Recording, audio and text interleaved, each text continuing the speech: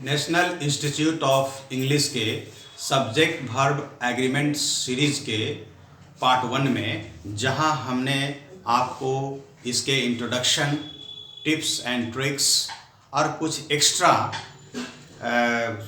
Topic बताए थे इसे समझने के लिए, वहीं आज हम इस वीडियो के पार्ट 2 में 5-6 और सब्जेक्ट वर्ब एग्रीमेंट के रूल्स बताएंगे और ये सभी रूल्स हमारे अंगुलियों पर होंगे। कहने का अर्थ है कि इसे सीखना बहुत आसान होगा और भूलना असंभव। तो आइए हम सीखते हैं इस रूल्स को। सब्जेक्ट वर्ब एग्रीमेंट, इसका एक रूल्स है आपको मेनी ऑफ। क्या है? Many of. और ये है आपका सेवरल ऑफ। क्लियर है? इन दोनों का अर्थ होता है बहुतेरे। इन दोनों का अर्थ होता है बहुतेरे, अधिकांश या बहुतायत, संख्या में अधिक, अधिकांश। क्या अर्थ होता है इसका? अधिकांश। ठीक है? अधिकांश या बहुतायत, बहुतायत या बहुतेरे, बहुतेरे। ठीक है ना? यानी कि संख्या में अधिक। मेनी ऑफ और सेवरल ऑफ क्या बताते हैं? संख्या में अधिक। और इसके साथ हम लोग प्रयोग करते हैं प्लुरल सब्जेक्ट को, प्लुरल सब्जेक्ट को, और प्रयोग करते हैं प्लुरल वर्ब को। तो मेनी ऑफ के बाद प्लुरल सब्जेक्ट, प्लुरल वर्ब, और सेवरल ऑफ के बाद भी प्लुरल सब्जेक्ट और प्लुरल वर्ब का हम प्रयोग करते हैं। ये इंपॉर्टेंट पॉइंट है। अब इस रूल को हम लोग एग्जाम्पल से क्लियर करते हैं। ठीक है? Many of girls, many of girls dash top. ये एक सेंटेंस है, ये एक सेंटेंस है। Many of girls dash top, और ब्रैकेट में दिया है इज और आर। क्या दिया हुआ है? इज और आर। तो नियम बताता है कि मेनी ऑफ के बाद ये जो सब्जेक्ट है ये क्या है? प्लुरल है। और उसके बाद जो वर्ब आएगा वो भी क्या आएगा? प्लुरल आएगा। क्या आएगा? प्लुरल आएगा। तो इज और आर में प्लुरल कौन है?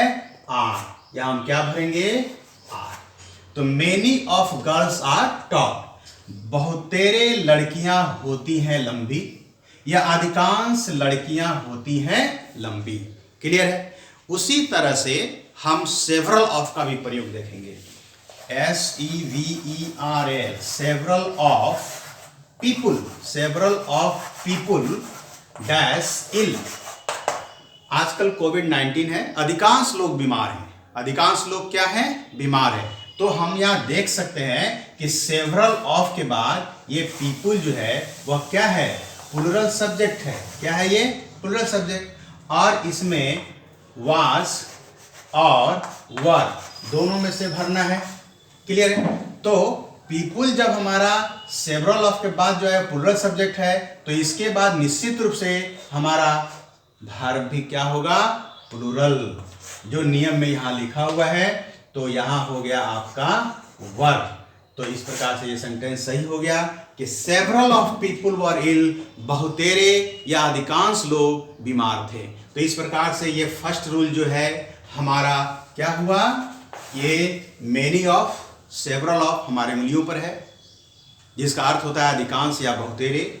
और इनके बाद जब भी कोई सब्जेक्ट आएगा वो क्या आएगा? प्लुरल आएगा। इनके बाद जब भी इस प्लुरल सब्जेक्ट के बाद जब भी कोई आएगा यानी कि वो भी प्लुरल वर्ब ही होगा। तो इस प्रकार से ये प्लुरल इंडिकेटर वर्ड्स हैं। प्लुरल सब्जेक्ट उसके बाद आते हैं, और जब ये दोनों प्लुरल हो गए तो फिर इसके बाद वर्ब भी कैसा आएगा? प्लुरल वर्ब भी आएगा। क्लियर? तो इस प्रकार से रूल नंबर 1 में हमने मेनी ऑफ और सेवरल ऑफ का प्रयोग सीखा सब्जेक्ट वर्ब एग्रीमेंट में। अब हम लोग रूल नंबर 2 में चल रहे हैं। अ few of, a few of, क्या है ये? अ फ्यू ऑफ। और ये है two of, two of. Clear है? तो इन दोनों से हमारा क्या बोध होता है? संख्या में कम, संख्या में कम, संख्या में कम, या कमेतर बोलेंगे, कम, संख्या में कम। और अ फ्यू ऑफ तथा टू ऑफ के बाद हमारा प्लूरल सब्जेक्ट आएगा। क्या आएगा? Plural subject. और वर्ब कैसा आएगा? प्लूरल वर्ब आएगा। क्लियर है? तो मेनी ऑफ और सेवरल ऑफ अधिकांश का बोध कराता है। अ फ्यू ऑफ और टू ऑफ, ये दोनों जो है हमारा क्या बोध कराता है? संख्या में कम। लेकिन इनके बाद भी हमारा प्लूरल सब्जेक्ट और प्लूरल वर्ब आता है। क्लियर है? जैसे आप देखेंगे, कुछ अंडे, अंडों में से कुछ अंडे खराब थे। A few eggs, a few eggs. Clear है? A few of, a few of eggs, a few of eggs. A few के बाद ये सब्जेक्ट कैसा आया है? Plural subject. कैसा सब्जेक्ट है? Plural. A few of eggs dash that. Clear है? ब्रैकेट में दिया हुआ है इज और आर। तो हम जानते हैं नियम के अनुसार कि अ फ्यू ऑफ के बाद प्लूरल सब्जेक्ट और उस प्लूरल सब्जेक्ट के बाद प्लूरल वर्ब, तब प्लूरल वर्ब आर हुआ। तो ये यहाँ पर हम आर लिखे और इस तरह से ये भी यहाँ आ गया। और अ फ्यू यहाँ है, प्लूरल सब्जेक्ट यहाँ है और प्लूरल वर्ब यहाँ आर है। तो इस प्रकार से निकल गया, अंडों में से बहुत कम अंडे, इक्के दुक्के अंडे जो थे वो खराब थे। ठीक उसी तरह से हमारा two of boys, two of the boys dash intelligent, clear है? इंटेलिजेंट। यहां पर वाज और वर है। गौर करेंगे तो टू ऑफ द बॉयज, लड़कों में से दो, अधिक नहीं, कुल लड़कों में से, क्लास में 50 बच्चे थे, उसमें से केवल 2 ही इंटेलिजेंट थे। तो एक संख्या में कम बताते हैं, लेकिन वह संख्या प्लूरल में है। तो two of the boys were intelligent, WERE। इस प्रकार से ये सही होगा। तो अभी हमने 2 रूल्स सीखे हैं। क्लियर? पहला many of, several of 1 number में, 2 नंबर में हमने सीखा फ्यू ऑफ और टू ऑफ। ये दोनों हमने उंगलियों पर याद रख सकते हैं, इनको सीख सकते हैं, कभी हम इन्हें भूल नहीं सकते हैं। और अब हम लोग इसके साथ ही थर्ड रूल सीखने जा रहे हैं। ये भी बहुत आसान है। ये भी क्या है? बहुत ही आसान है, जिसे हम लोग सीख सकते हैं। क्लियर? और आइए हम चलते हैं थर्ड रूल को देखने। गौर करेंगे आप, एवरीवन, EVERY, एवरीवन। क्लियर है? यह है आपका समवन। क्लियर है? यहां आपका है नोबडी, क्लियर है? यहां एवरीबॉडी, EVERY, एवरीबॉडी। क्लियर? यहां एवरीबॉडी है। यहां पर आपका समबडी है, समबडी। क्लियर है? और यहां पर है नो वन। क्या है ये? आपका नो वन। क्लियर?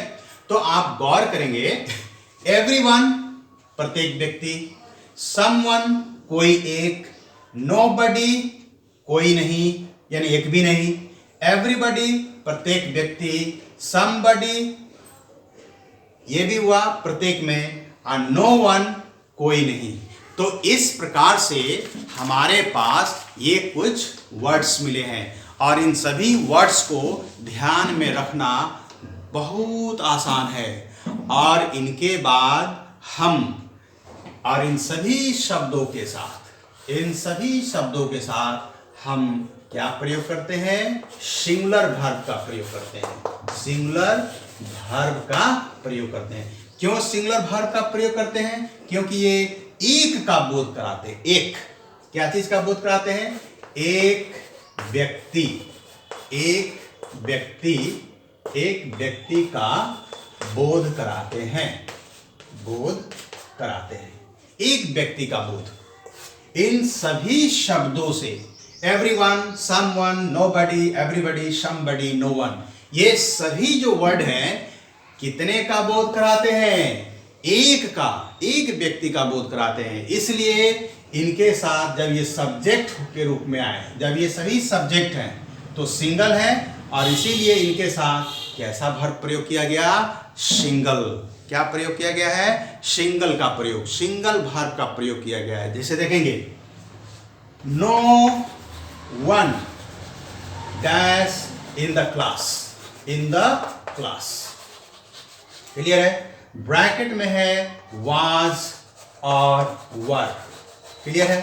तो कोई नहीं था वर्ग में, कोई नहीं था, एक भी व्यक्ति नहीं था। इससे एक का बोध होता है, तो इसमें वाज का प्रयोग होगा और ये सही हो जाएगा, वाज।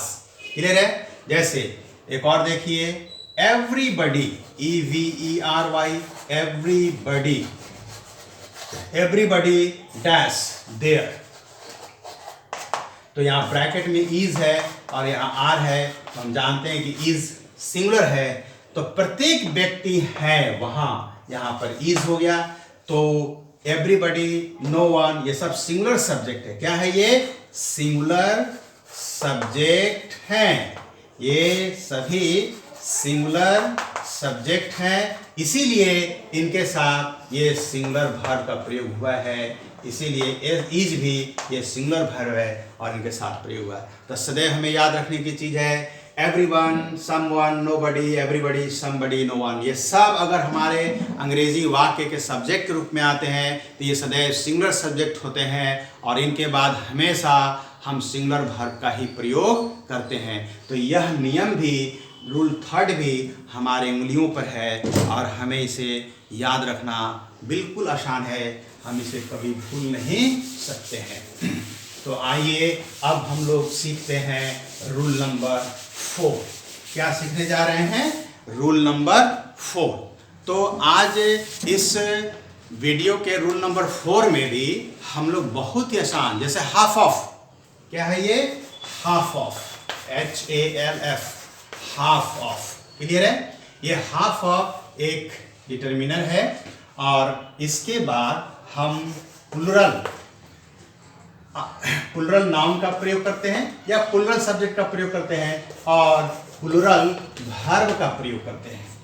गौर करेंगे, ये हमारा एक रूल नंबर 4 है।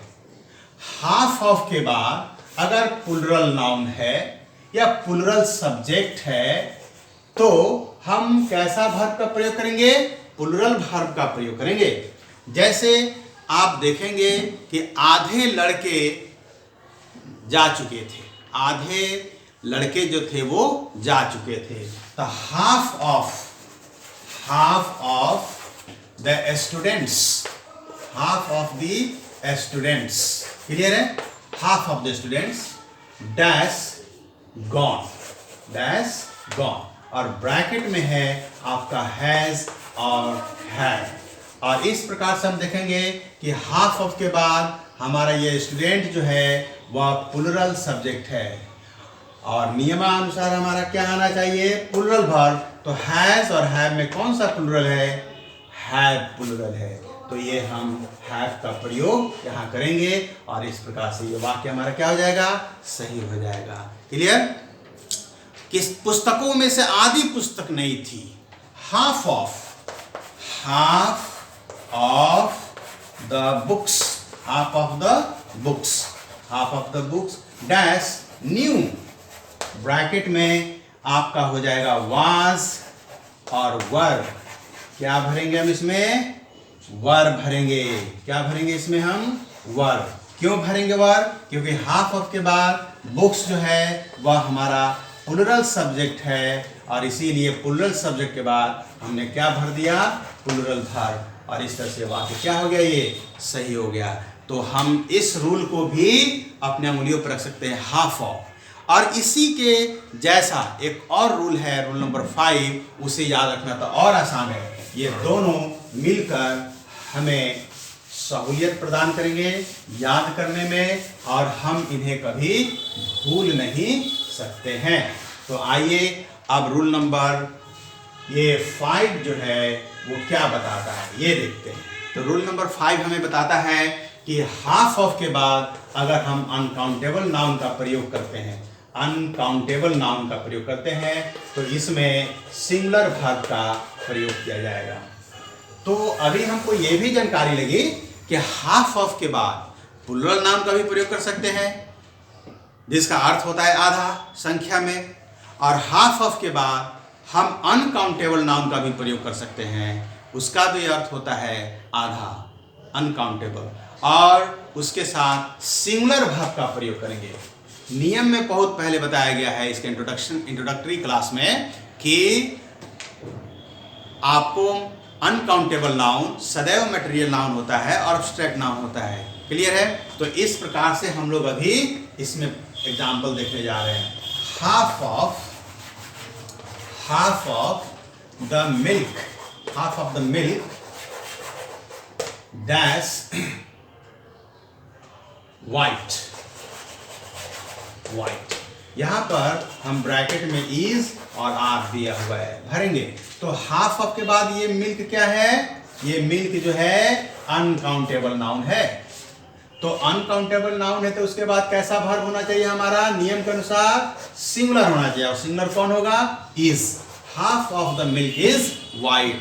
दूध जो है आधा, पूरे दूध में आधा दूध जो है वाइट है। क्लियर? ये बता दिया। उसी तरह से half of rice dash black.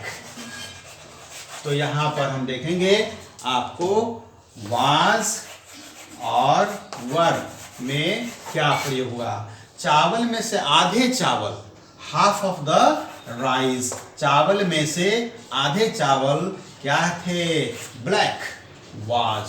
तो यहाँ पर राइस अनकाउंटेबल नाउन, यहाँ पर राइस जो है अनकाउंटेबल नाउन है, और अनकाउंटेबल नाउन के बाद जब भी आएगा तो सिंगुलर वर्ब आएगा। तो इस प्रकार से हमारा ये रूल नंबर 5 भी बहुत इजी हुआ, और हम इस तरह से इसे अंगुलियों पर याद रख सकते हैं। इस वीडियो के फर्स्ट पार्ट को भी आप लोग जरूर देखें, वो भी आपको इस रूल्स को समझने में काफ़ी मदद करेंगे जो इस वीडियो को देख रहे हैं।